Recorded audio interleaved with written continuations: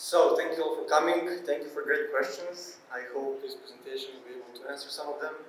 And today I'll talk about the regional recovery simulation and resilience quantification using the iRe-CoDeS framework. This is something that we've been developing at our chair together with my colleagues. And what's the motivation for this work? Well, in the past couple of decades, it has been observed that the losses of natural disasters are increasing. And there are many reasons for this. And some of which are that we are placing more and more value into earthquake-prone regions, so there is more to be lost, and also people are moving to the cities, so there are more people that are exposed to earthquakes. And so to decrease these potential future losses, many international institutions are calling for disaster-resilient communities. And these institutions are United Nations, OECD, FEMA, NIST, EFEHR, and so on. And let's see, what do we mean when we say resilience? Well, there are many different ways of explaining what resilience is. But what we usually use to illustrate this concept is this figure here, where we track the functionality of a system over time following a disruption. And then a system that can bounce back quickly after a disruption is resilient, and those that need more time to recover are not very resilient. And we are aiming to create resilient communities. So what do we know so far? Well, what we understand mostly is what's the robustness of our built environment. So how strong our buildings need to be to not collapse after an earthquake. But what we don't really understand is what are the crucial factors for the recovery of our buildings and our built environment in general, also the infrastructure. And so what we are trying to answer is this. So what are the crucial factors that can help us have a swift recovery following an earthquake? But this gets complicated because when we were talking about building robustness, we were talking about a single building. And if you want to know how strong a building is, we can only look at the beams, columns, walls of this single building. But when we want to estimate how long a building needs to recover, we need to do it on a regional scale. And why is this? Well, some of the questions mentioned before are the reason why. First of all, recovery resources are shared on a regional scale. So when a building gets enough workers, enough building materials or enough mechanization depends on how damaged other buildings in this region are, because they're also going to be consuming these resources.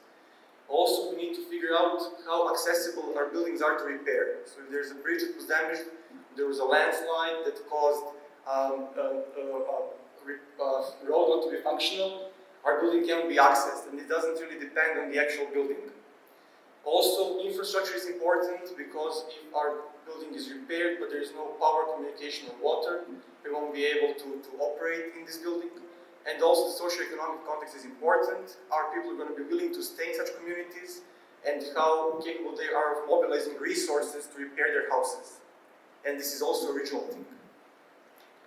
So apart from that, communities are systems of interdependent systems. And when one system fails, it's very likely that other dependent systems are also going to fail. So it's not only that we need to consider our systems on a regional scale, we also need to consider all interdependent systems at the same time. And so what we aim to develop is a framework that can answer some of these questions. So we need regional models that are going to allow us to better understand disaster recovery and quantify the resilience of our communities. Once we can put a number to community resilience, then we can figure out how different strategies affect this number. And we can develop effective resilience improvement strategies. So the way that we do it is within the iRe-CoDeS framework, which I'm going to present now. So it builds on the existing knowledge on hazard and vulnerability modules that was presented before me. And then once we have, for example, an earthquake, we simulate spatial distribution and accelerations. We try to understand how these earthquake intensity measures affect our buildings, our built environment. And then, from then on, once we have the damage, we simulate the recovery and quantify the resilience using our framework. So, what do we do? Well, here you can see the city of Zurich. It's, as any other city, it's a very complex system of interdependent systems. So, where do we start? First of all, we have to discretize this system into components, into finite elements that we think are important for the resilience of the city. And in this case, you can see residential buildings, bridges, railway stations, power plants, and so on. And then we define networks connecting these components to figure out how they interact. And then we need to define how each of these components recover. So there are different levels in which you can simulate recovery. The simplest one would be to say our recovery time is a single activity, and then based on some previous disasters, we estimate this recovery activity, and this has been done, for example, in houses. But the thing is, luckily we don't have a lot of earthquakes, so we can't get out of this data. So what we do, we go into more detail, and we separate, as Vesna mentioned, this recovery time into mobilization or delay time, the time preceding the start of the repairs, and then the actual repair time. And for repair time, there are some analytical models, such as the EFEHR framework, where we can figure out what's the repair time of our building. But when we look at the delay time, we see that it actually consists of many different activities, such as inspection, financing, design, permitting, and so on. And then some people say, okay, we can assume based on previous experience what's the duration of each of these activities. And this is, for example, the READY framework. But we try to take one step deeper, and we try to see each of these events as consisting of two parts. The first part is the waiting time, so how long it takes until an inspector is assigned to a building. And then we have the actual duration of this event, the actual inspection, and we believe that this actual duration can be estimated based on expert judgment, and this can be done reasonably accurate.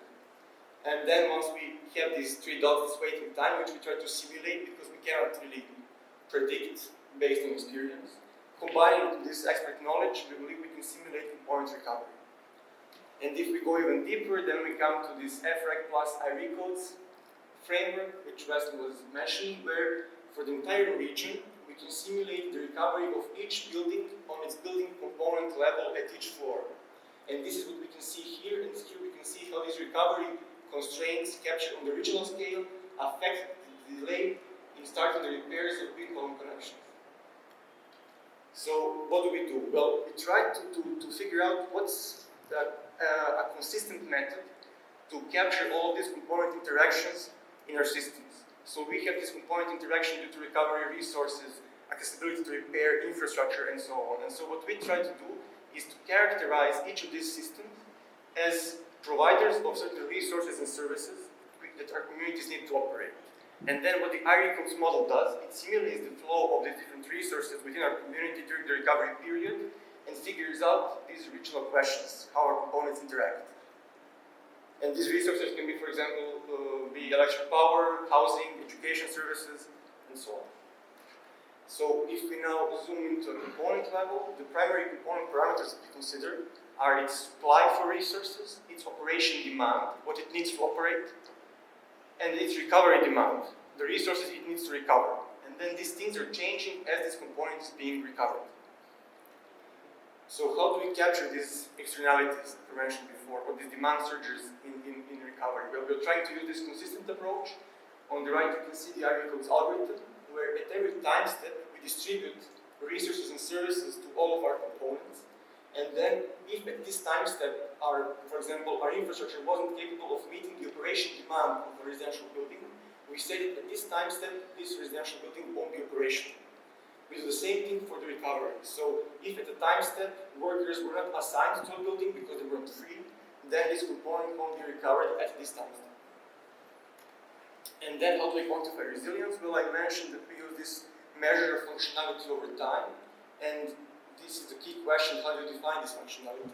So what we again use this notion of resources and services, and we try to figure out how the supply capacity for a community for a certain resource changes over time. And this we do by aggregating component level supplies. We do the same thing with the demand, because the demand for services also changes following an earthquake. Buildings are damaged, people are not consuming as much as they did before the disaster, or they're consuming even more in the case of the communication services. And then when we distribute our resources, we get our system consumption. And this is the actual net demand of our community for a certain resource. And then this difference between the total demand, so how much our users wanted to consume, and how much they could actually consume, is our lack of resilience. So a resilient community is the one which can satisfy the demand of all of its users immediately after an earthquake. And we repeat this for all the different resources that we're going to consider, from housing to education services to infrastructure services. So let's see how this would work on a couple of case studies. So first, we try to estimate housing resilience of northeast San Francisco. So on the right, you can see this part of San Francisco. So as I mentioned before, the first step is to discretize the system into components or finite elements. And here we can see each building in North San Francisco. These are the green buildings. And then what we do, depending on the initial damage which we get from the hazard module and from fragility curves, we define the recovery activities. It can go from only rapid inspection, quantity mobilization and repair, to something more complex. And this is all based on the EFEHR framework, these recovery activities. And then what do? We're coming back to the initial workflow. We use the R2D tool developed at the Sim Center at Berkeley to get our initial damage of our buildings. And then we merge our tool with their framework to get the recovery and resilience quantification modules.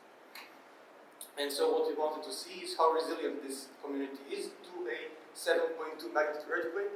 And their measure of functionality was shelter services. So how many people can be sheltered in their homes following such an earthquake?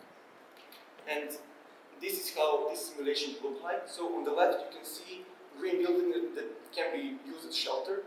Black ones are currently waiting for a recovery resource, and those that are red are currently being repaired. And you can see how the days change after the earthquake. On the right you can see the demand and the supply for shelter services. So the red thing is how many people lived in this community before the earthquake, and the green one is how many people can live now. And as our community is recovering, this is going to be increasing. The blue shaded area is the amount of people you need to put in temporary shelter. So we do, as I said, there is consistency in this approach. So we can use the same thing to figure out how the demand search for workers look. So here you can see how the demand for workers changes after the earthquake and how it slowly decreases as our components are being repaired. But since this is a component level framework, we can go back to each component and then see how the recovery of each component looked like on the entire community level. And we can see how they go through different activities during the recovery period. So the thing with this framework is that we didn't have a lot of data, so we had to invent and be creative. So what we wanted to do next is to find a real-life scenario where we can collect some data from the field based on some past disaster, and then try to validate our framework and see how close we are to predicting what actually happened. And for this we used the Kraljevo 2010 earthquake. It was a magnitude 5.4 or 5.5, depends on who you ask. And it caused 2 casualties, 16,000 damaged single-family buildings, and the recovery time of roughly 2 years. And the goal was to go there, collect the data, simulate the recovery, and see if we can get some estimates. So here, talking about the exposure, we needed a really detailed exposure. We needed to know what's happening with each building in our system. And what we got from the city of Kraljevo was a GIS file containing each building. And then there was still some data missing, such as the structural type of this building, the occupancy type, the number of floors. And then the way that we tried to get this data was to use Google Street View and ask experienced engineers. And then we went to a couple of streets in Kraljevo, collected the data about the number of floors of these buildings, their structural type based on their facade, and their occupancy type. And then using this as the training data, our colleague Lucas Bodenman used a machine learning algorithm called the Gaussian process to figure out what would be these parameters for all the other buildings. Then we also asked people that were involved in the reconstruction after the Kraljevo earthquake and we talked with them to figure out what was the recovery activities sequence. And here you can see this sequence of recovery activities following the different damage states of buildings, and it's different for single-family and multi-family buildings.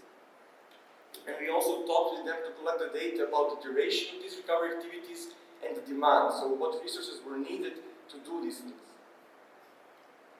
And then we simulate our recovery, we compare it with what was observed in the field.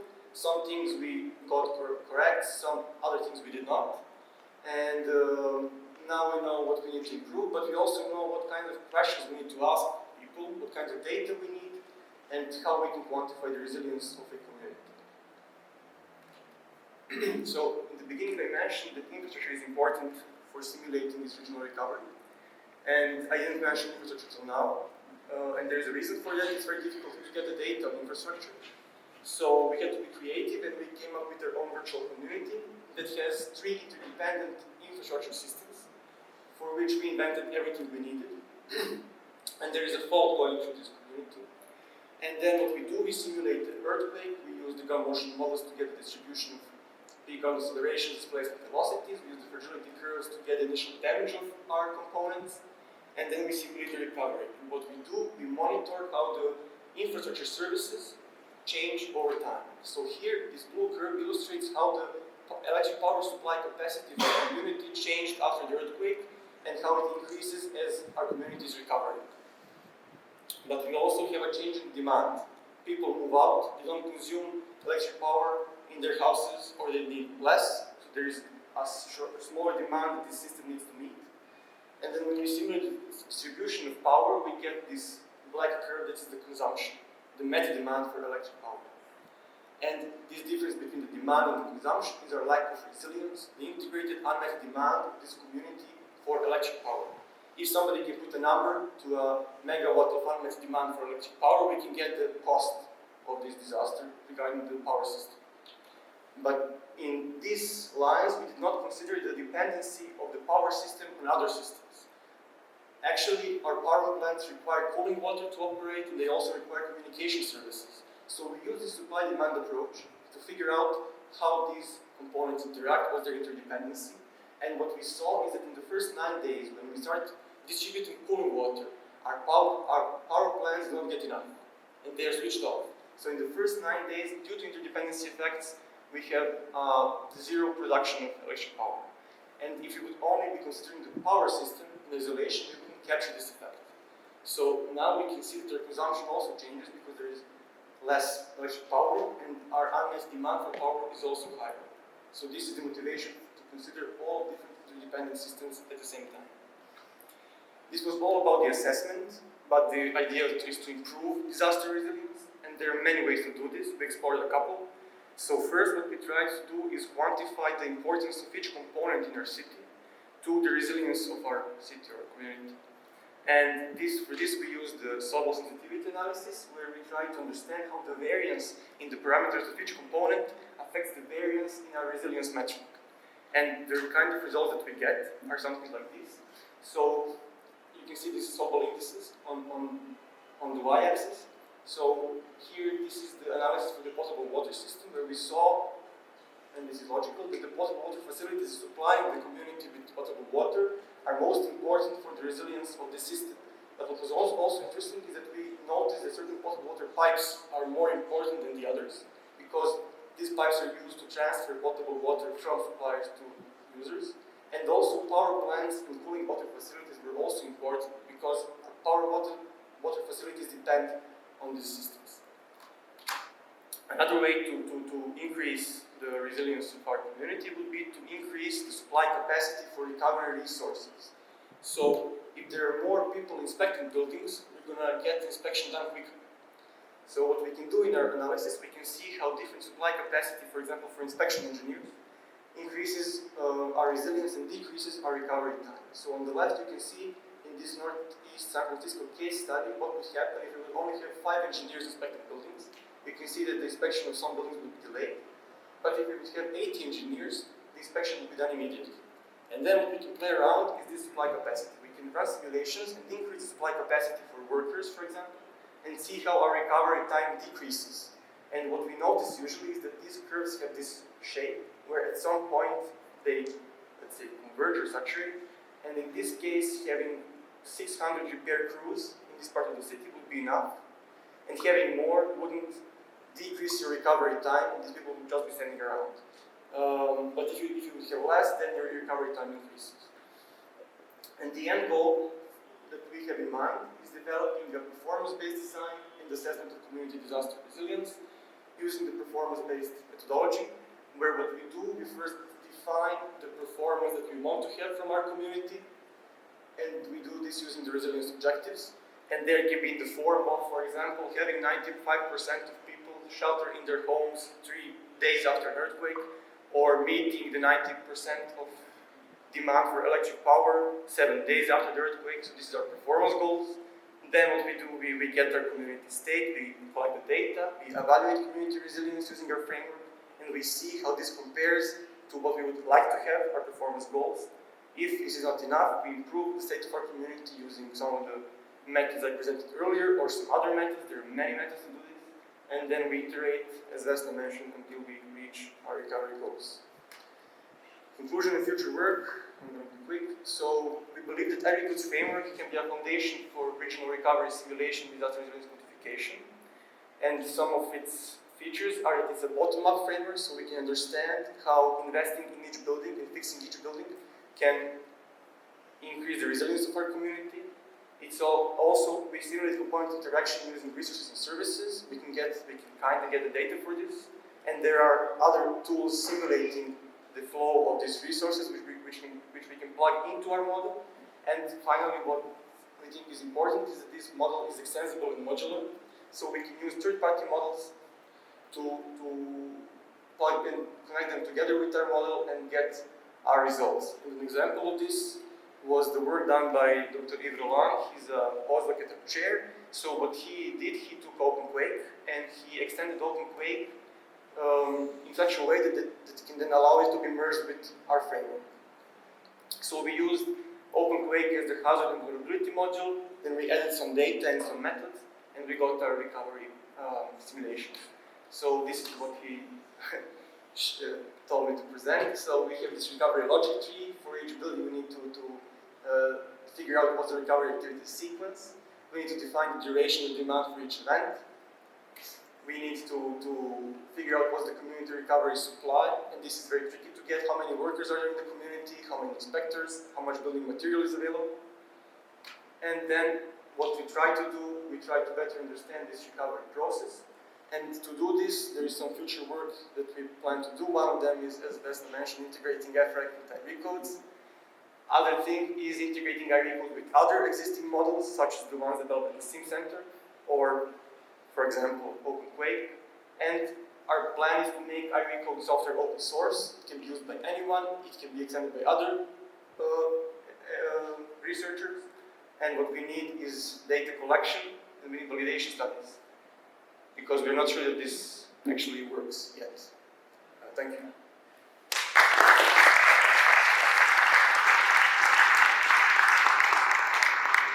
Nikola, for excellent presentation. I didn't mention that I believe with the status your PhD thesis is things you live every day, 24 hours, and he's at the end of the thesis, I believe, in final stage. So any questions for Nikola regarding this very interesting work? Yeah, you can go ahead. Just one question. Do you consider explicitly the social vulnerability in the recovery on the community level resilience? Because okay, maybe in Zurich it's not very important, for example, but in our area, the Balkans, I think it's quite it could be quite important. Also, maybe also in some parts of the US. So if the question is, if you consider explicitly the social vulnerability, and if you do, how detailed you do it? Yeah, I think it's a very good question. There is some work on that. We're not working on that explicitly. So, for example, I would mention Dr. Rodrigo Costa from Stanford. He's one of the people working on this. And we believe that their conclusions and their models can be plugged into our model. And the way that we see this is, for example, what they do, they analyze the ownership structure of buildings. Are you renting this building or are you living there? What is the average annual salary in this part of the city? What are the percent of minorities and so on? So these socioeconomic parameters. And then they try to understand how they're going to affect the recovery of these buildings. And first of all, we need to see, would people be willing to repair? And how much support they would need to repair their buildings. So all these things would, for example, the way I see it, can be plugged into a model by modifying the recovery activity sequence, especially the financing part, the duration of financing and how much they would get for their repair. And then we can investigate how these different policies would affect their willingness to repair. Ali Nayak is another professor from US, he's also been working on this. So we're not working on this, but there are people working on that, and we believe we can integrate their knowledge and their conclusions into our model. You mentioned the time schedule, the financing part. Does it include public procurement, the financing approval? What does it include at all? So for now, our financing is only covering the repair costs. And this depends on the specific Time domain.